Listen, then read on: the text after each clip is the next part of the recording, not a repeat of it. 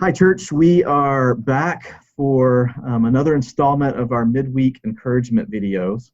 As you know, I've been interviewing different people from leadership at our church, just trying to find ways to keep us encouraged as we go through stay-at-home orders and COVID-19 and coronavirus.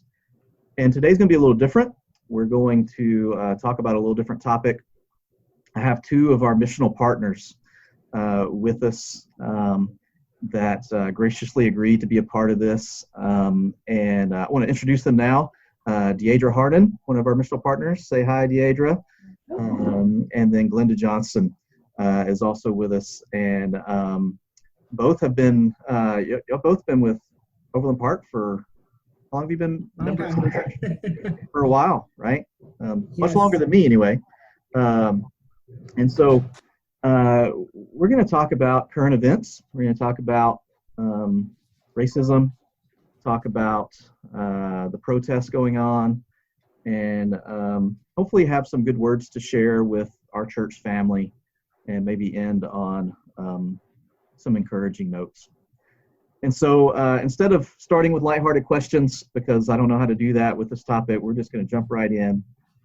And I want to really ask both of you, and Glenda, I'll let you start, but I'm curious to know how,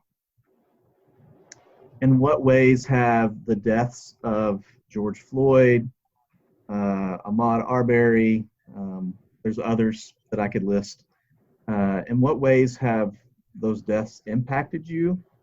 In what ways have the resulting protests that are going across the nation right now because of those deaths and other events that have taken place? In what ways, as a Black woman, member of our church, one of our missional partners, in what ways have these events impacted you, and what's going through your heart right now? What's going through your head?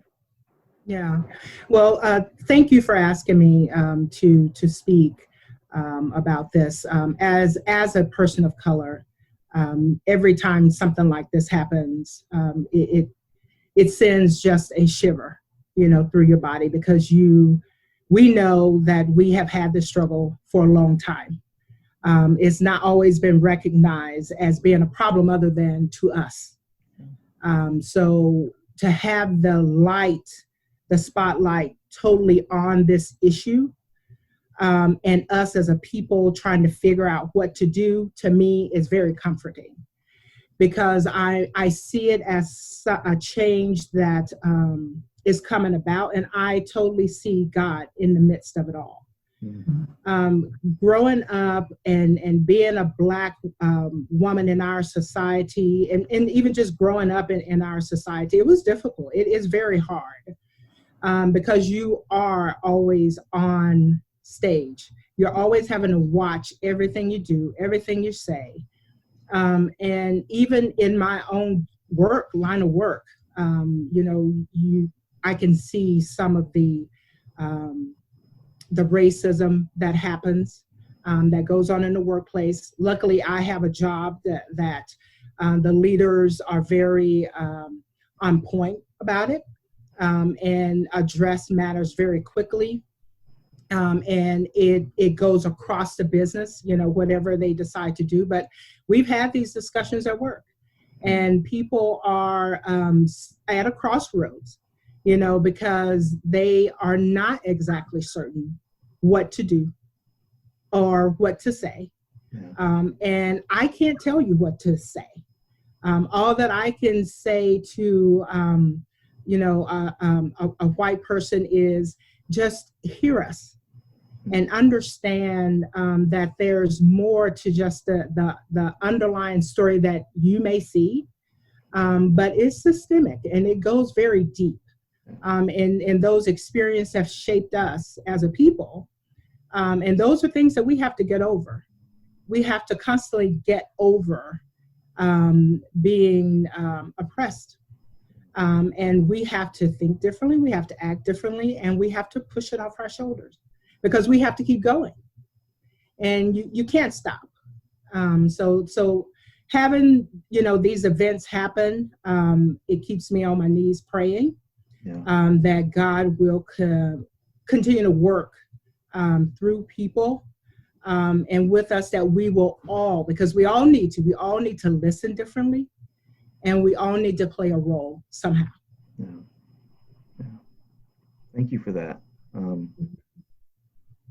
Diadra, why don't you speak into that a little bit? How's this impacted you, but also maybe some of what Glenda shared, how does that resonate with you? Yeah, I think I've been growing in my awareness far too slowly of the importance of listening to our brothers and sisters of color, and particularly our Black brothers and sisters. I think this is one of the pivotal issues in American society, and we just sweep it under the rug as white people because it's very uncomfortable. Yeah. And so, I can't tell, I haven't quite figured out why this confluence of Ahmaud Arbery, Breonna Taylor, and George Floyd happening at least in the news in somewhat rapid succession.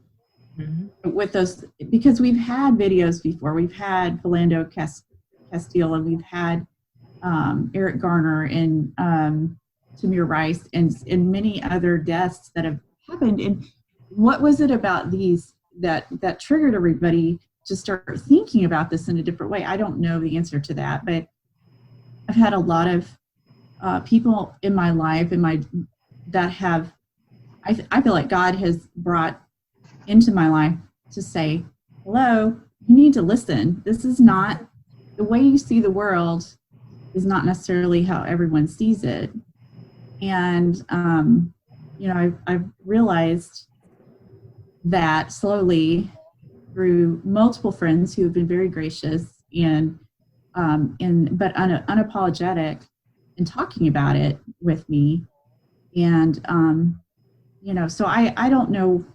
I guess that's my story, is that it's been a process. I realize how early I am in this process and how much farther I have to go. I'm reading some books now, and I think, oh my, I've got so much. There's so much work in my own head that needs to happen, as well as in the white church, in society, from all the way from politics to policing to incarceration. And I'm not saying we're going to solve all that right now or have the answers. I'm just saying that there are underlying issues that I had no idea.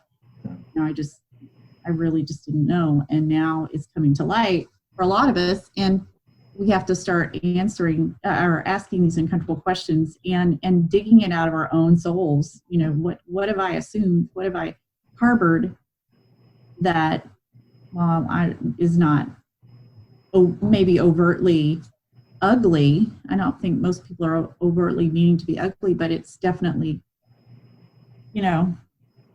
if we look at racism as bias, it's there. If we define it as that, it's there, and we have to dig it out and challenge it.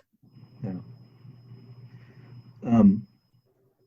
You talked about, both of you have used the word uncomfortable, those uncomfortable discussions and everything. And I'm reading a book right now, and I'm not recommending the book in any way because I'm only in chapter 1, so I can't recommend it yet. But the title of it caught my attention, and it's called White Fragility.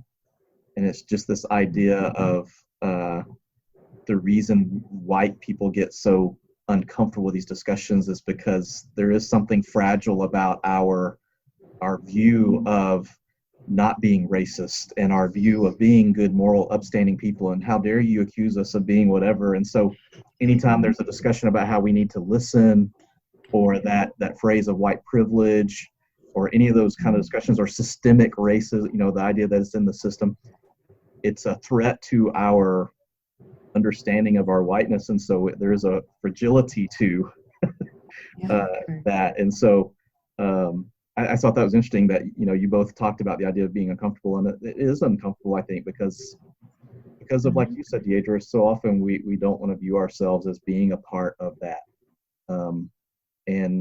And maybe whenever we listen long enough, we realize, oh, wait, maybe I was a part of that, or maybe not even that I was a part of it, but maybe that I benefited from it in a certain way. All right, so Glenda, am I remember correctly that you grew up in the South? Yes. We've had this discussion, right? Mississippi. From Mississippi. Yes. So the Deep South. I'm Deep South Alabama. You're Deep South Mississippi. Yes. I'm sure, even though it was probably on opposite ends of the the spectrum, we both saw Deep South racism. I saw it from one side of it. Things, yeah. You saw it from the other. But I would be more curious, though, because I know you would have stories about growing up in the South and experiencing racism. I'd be more curious to know, in Johnson County, a successful Black woman, I'm sure you still have stories here of forms of racism that you've experienced. I'd be curious to know if you have something that you'd like to share about that, maybe some ways that you've experienced even here, as successful as you are and all this stuff, that there's still that, like you said earlier, there's still ways that you're always on, right? You're always realizing that you have to conduct a little differently than maybe somebody else because people are watching. And so do you have some stories of experiences of racism that you? Yeah, so I call it, the racism here is different than in the South. It's sugar coated, is what we call it. So it's more sugar coated in the sense that, yes, you may have your biases or what have you, but you don't blatantly let me know that. But there are certain things that may trigger it to show up, right? Yeah. So it shows up in different ways, and just in even conducting business, or buying a home, or and like I mentioned earlier, like on my job, I work in Miriam, Kansas, just right off of 67th Street, and people, they're from all over the Kansas City metropolitan area. But you see some of it show up there when you get passed over for, promotions and things like that. And so when you question, it becomes, okay, how is that person, how did they get the role over me? And so you get these excuses that really just does not, fit in the scheme of things. So there were times where even in my job, and because a majority of the people that work there are Johnson Countyans, so that they would make decisions, from an SLT perspective, that they need to make sure that it's more fair, in the hiring process. So there was a point in my work there where all of the offices that were senior leaders, so I'm an assistant vice president, but from VP on up, were whites in offices. And so, it became well, how do we get in the offices? Because you're not apparently, letting us in, and now come full circle, 2020, you got about half of those offices are now filled with African Americans. But it took, bringing that up, and that's where the uncomfortable piece comes, is that why can't it just be on my merit? Why can't it just be based off of what you've seen me do in my production and my effectiveness as a leader? But yet I have to raise a red flag to say, hey, that's not fair. So that's where it shows up the most for me. In neighborhoods and in stores, like I say, you feel the sleight of hand, but you keep it moving. that's something that we are used to. The following around in stores, and that's something you're used to. Just as long as I can still conduct my business like I'm supposed to, I can brush the other stuff off. But when it impacts you from a I can't move standpoint, like in my work, I can't move, I can't be promoted, I can't be seen as someone who can fill those roles, then it becomes a problem. You talked about those sleight of hands, the not just outright kind of racist things, but this little sleight of hand. And I just recently heard a story about right here in Johnson County, a very successful black gentleman who was mowing his own lawn and was on a riding mower mowing the lawn, and somebody stopped and rolled down their window and said, "How much are they charging you, or how much do you charge to mow those lawns?" And and as awful as that is, maybe they didn't have any ill intent when they said that, but just the fact that that was their thinking process was, there's a black man mowing a lawn at a really nice house, so he must be hired to do so. And and his statement back was, to the people he was telling the story to, was, you white people have never had that question asked to you before, right? Nobody's ever stopped and asked you, how much you're making to mow this lawn, because they would never assume that it wasn't yours. Exactly. And that's that sleight of hand, and it comes in all shapes and sizes, and it does, and different forms of severity. Some of it may be harsh, some of it may be very subtle, but it's there, and it's something that I can never understand. And quite honestly, I've probably participated in it, and not even known that I was doing it.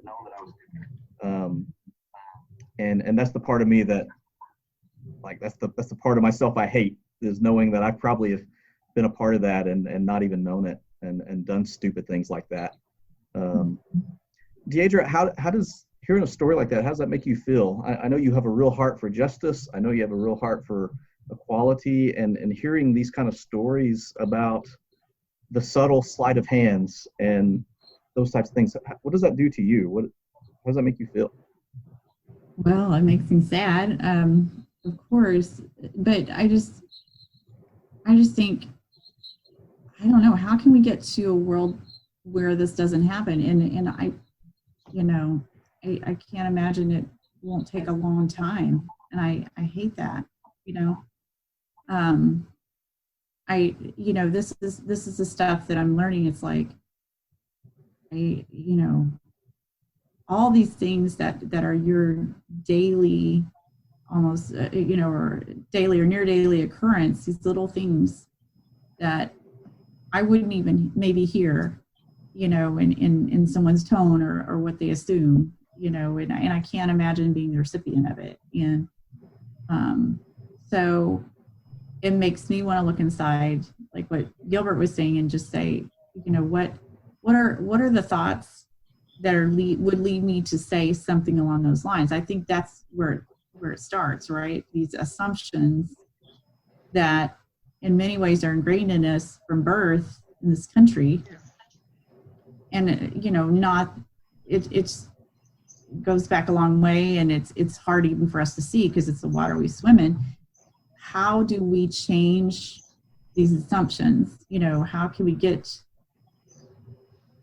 to a place where people, their first, some people, their first instinct that they see a black man in a neighborhood, their instinct is to call the police and assume he's up to no good, or even, to ask the example you mentioned with, assuming he's, doesn't live there, or that there are certain traits or any of these stereotypes that we traffic in and we don't even realize.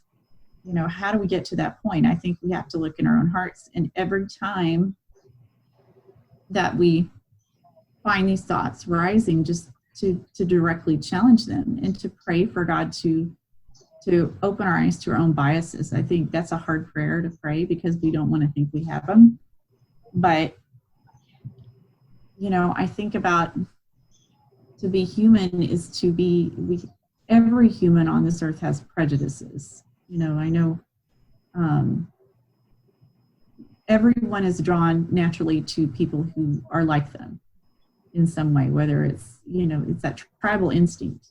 And we constantly have to fight against that. And that's one of the things that Jesus and the church brings us to. He breaks down all these walls and he brings these people who aren't necessarily like each other, very different, in fact, together. And like, these are your people, you know, and you've got to continually sort through all this tribal stuff in your own heart.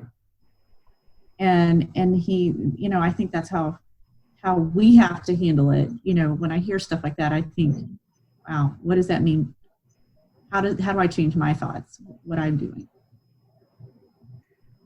I have said on a few occasions that the very thing that makes the gospel so beautiful is also the very thing that makes church so hard.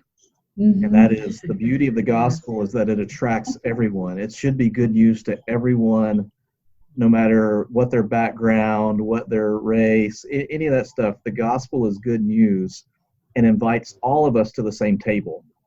But that's exactly what makes it so hard, is because we all come to the table from all of our different backgrounds, with all of our different preferences and opinions and political ideologies or theological understanding. You know, we all come with all of our own baggage, and the gospel calls us together, but then it says, okay, figure it out. You know, instead of saying, okay, all of you be exactly alike, the gospel says, no, figure out how to exist with all of your differences. And that's what's hard about church.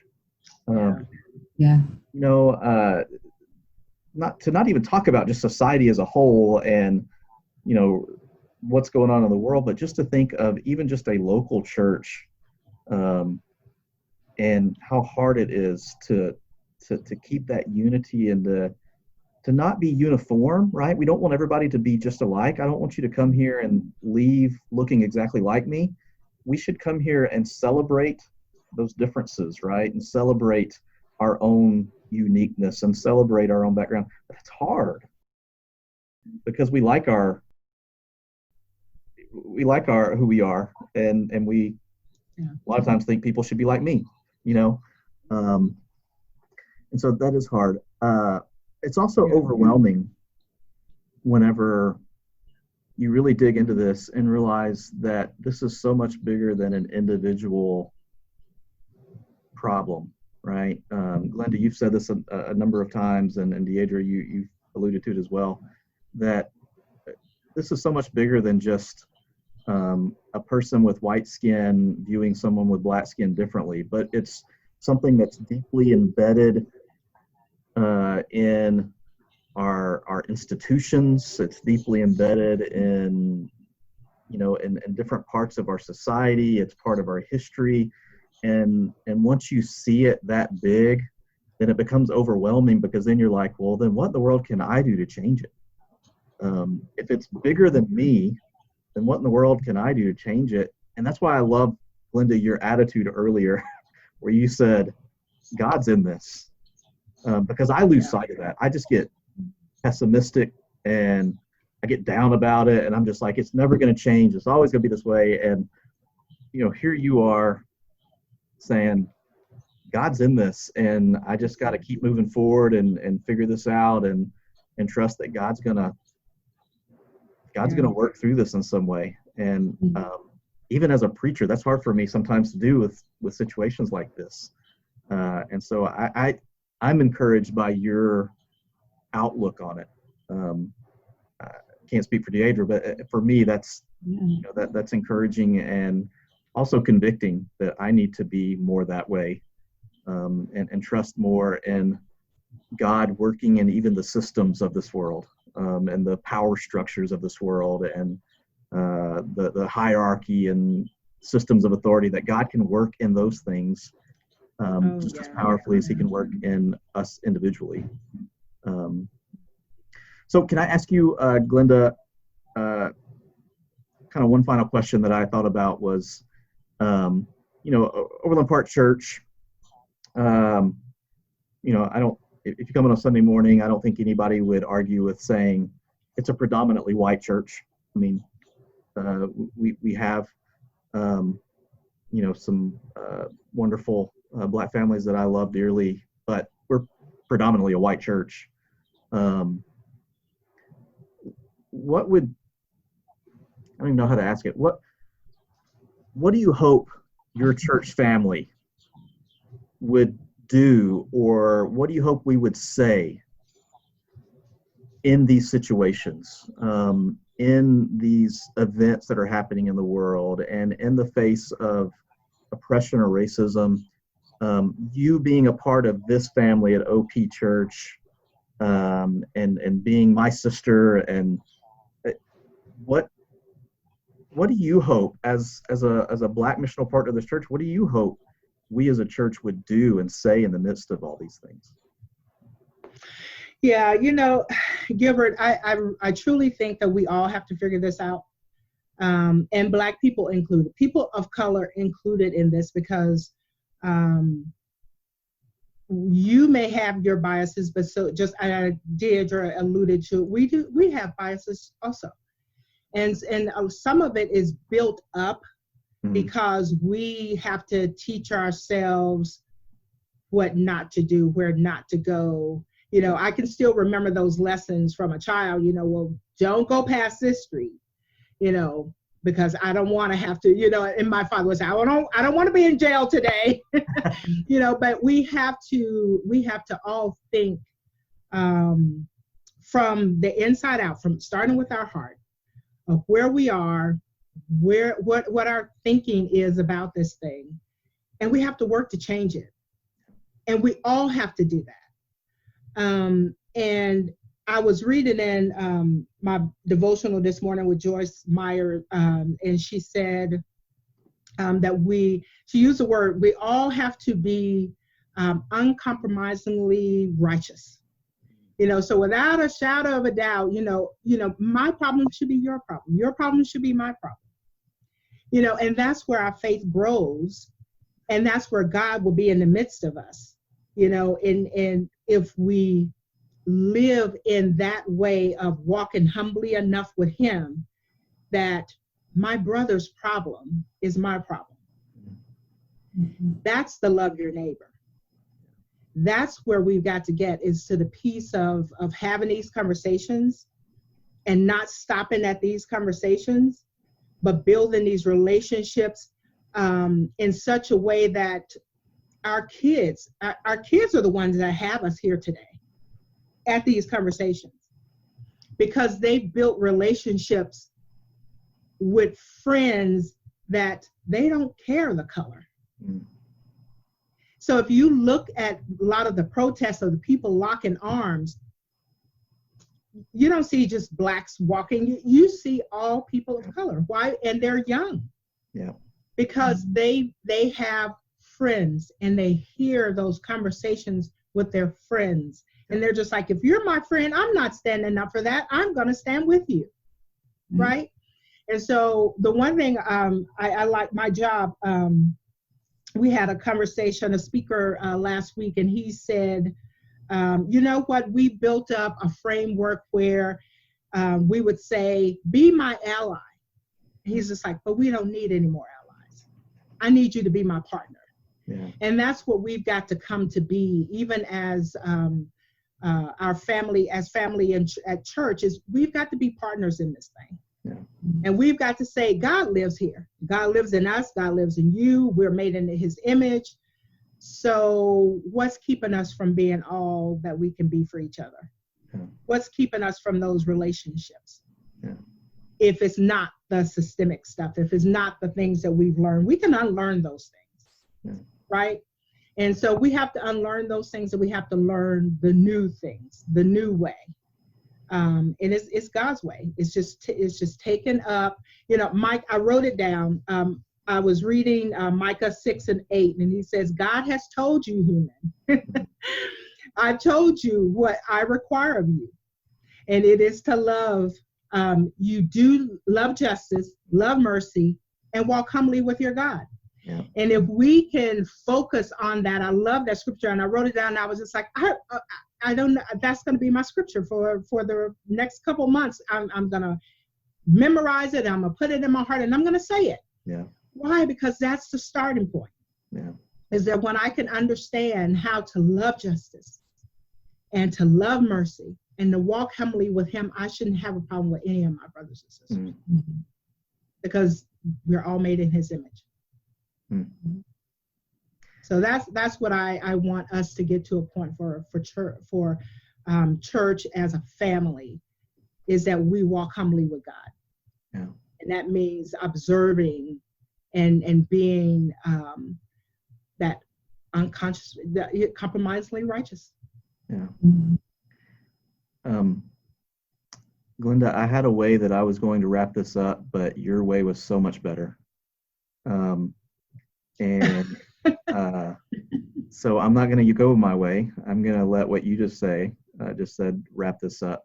And what I'm just going to add to that is, may we learn to do that. May we learn to love justice as a church.